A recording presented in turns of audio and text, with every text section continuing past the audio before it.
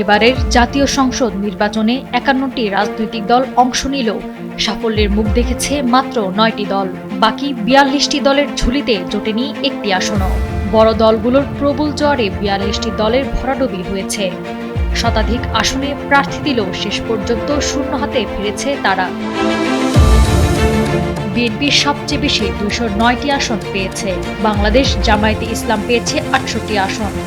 ১১ দলীয় জোটের মধ্যে এনসিপি পেয়েছে ৬টি আসন। বাংলাদেশ খেলাফত মজলিস পেয়েছে ২টি আসন। এছাড়া ইসলামী আন্দোলন, গণ অধিকার পরিষদ, বাংলাদেশ জাতীয় পার্টি, গণসংহতি আন্দোলন ও খেলাফত মজলিস একটি করে আসন পেয়েছে। স্বতন্ত্র প্রার্থীরা জিতেছেন ৬০টি আসন।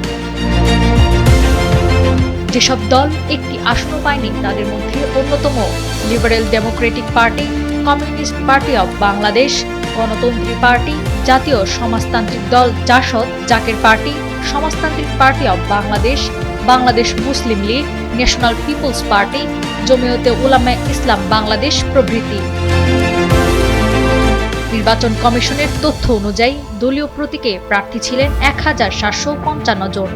স্বতন্ত্র প্রার্থী ছিলেন ২,০৭৩ জন। দলীয় প্রার্থীদের মধ্যে ৬৩ জন নারী ও ১,৬৯২ জন পুরুষ। স্বতন্ত্রদের মধ্যে ২০ জন নারী ও ২৫৩ জন পুরুষ প্রার্থী ছিলেন। নাওয়ার সালসাবিল দুরদানা, সময়ের আলো।